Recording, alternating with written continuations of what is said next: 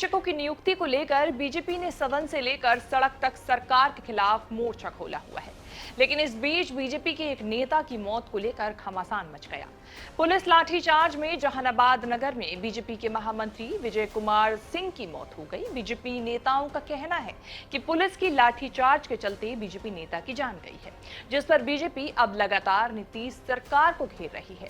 ये मुद्दा अब लगातार गरमा रहा है, लेकिन इस पूरे मामले में डॉक्टर के खुलासे के बाद ये पूरा मामला ही अब उलटता हुआ नजर आ रहा है।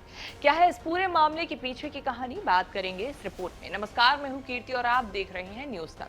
बिहार में बीजेपी नेताओं पर हुए लाठीचार्ज से अब नीतीश सरकार पर ही सवाल खड़े हो रहे हैं।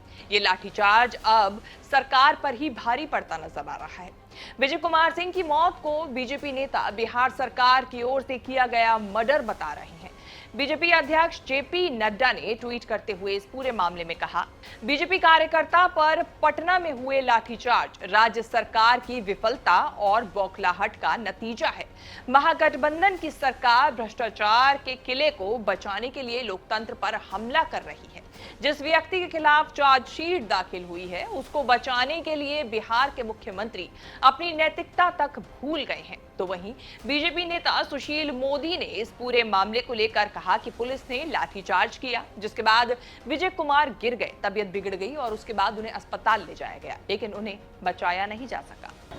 पुलिस ने इतनी बुरी तरह से पिटाई की कि अस्पताल पहुंचते पहुंचते उसकी मौत हो गई। हम पुलिस पर हत्या का मुकदमा दर्ज करेंगे और ये सब कुछ नीतीश कुमार के इशारे पर हो रहा है। ये 50,000 लोग थे, शांतिपूर्ण तरीके से प्रदर्शन कर रहे थे, न कहीं तोड़-फोड़ थी, न कोई हिंसा थी। उसके बाद भी अश्रु गैस का गोला छोड़ा गया, लाठीचार्ज किया गया। अब भले ही बीजेपी के तमाम नेता पुलिस के लाठीचार्ज को विजय कुमार सिंह की मौत की वजह बता रहे हैं, लेकिन हमारे संवाददाता अनिकेत कुमार ने पीएमसीएच के अधीक्षक डॉक्टर आईएस ठाकुर से इस बारे में बातचीत की। उनका बयान किसी दूसरी तरफ ही इशारा करता नजर आ रहा है। क्या कुछ कह रहे हैं डॉक्टर आईएस ठाकुर, सुनिए। मौत का कारण तो पोस्टमार्टम होने के बाद ही कुछ पता चल पाएगा। वैसे जो है उनको एक्सटर्नल इंजरी जो यहाँ के डॉक्टर लोग देखे हैं, तो एक नज़र में कहीं एक्सटर्नल इंजरी नहीं है और लोग इलाज किए, कोशिश किए उनको बचाने के लिए, आईसीयू तक में ले गए, लेकिन नहीं बचे, है ना। तो डॉक्टर लोग डेथ डिक्लेयर कर दिए हैं। अब पोस्टमार्टम वगैरह जो भी होगा उसके बाद फिर देखा। वो आए थे तो उनकी कंडीशन क्या थी, कब तक? बहुत सीरियस थे, अनकॉन्शियस थे। यानी जब विजय कुमार को अस्पताल लाया गया तब वो बेहोशी की हालत में थे और उस वक्त उनके शरीर पर किसी तरह की चोट के बाहरी निशान नहीं मौजूद थे। लेकिन इस मामले में बीजेपी नेताओं का कहना कुछ और ही नजर आ रहा है। वैसे इस पूरे प्रकरण में क्या कुछ हुआ था, ये भी जानना जरूरी है। लाठीचार्ज से पहले जरा ये भी जान लेते हैं कि क्या कुछ हुआ। दरअसल 13 जुलाई को सदन में जोरदार हंगामा देखने को मिला। यह हंगामा शिक्षकों की नियुक्ति का मुद्दा उठाए जाने पर सत्ता पक्ष और विपक्ष के बीच शुरू हुआ और धीरे धीरे ये तीखी तकरार में तब्दील हो गया। बीजेपी के सदस्यों ने वेल में पहुंचकर सरकार को घेरा और प्रदर्शन किया, जिसके बाद बीजेपी के 2 विधायकों को विधानसभा से मार्शल आउट कर दिया गया। बाद में रैली निकाल रहे विधायकों और नेताओं पर पुलिस ने लाठीचार्ज कर दिया।